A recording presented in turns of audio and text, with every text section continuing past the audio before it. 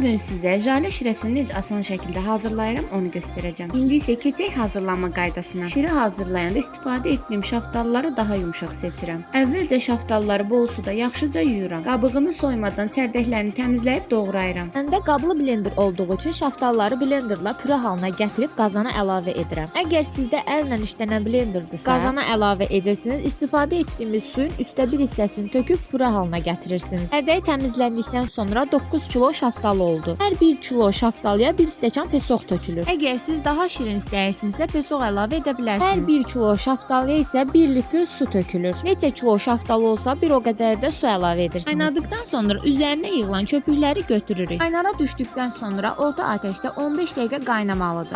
Qaynar balonlara əlavə edib ağzını yaxşıca bağlayırıq. Artıq jale şirəmiz hazırdır. Qabığını soymadan hazırladıqda bu cür tünd rəngdə alınır. Əgər qabığını soyub hazırlasanız nisbətən açıq rəngli olacaq. Hazırlayan hər kəsə nuş olsun. Kanalıma dəstək üçün abunə olmağı, fikrinizi şərhlərdə mənimlə bölüşməyi unutmayın. Gələn görüşlərə dək.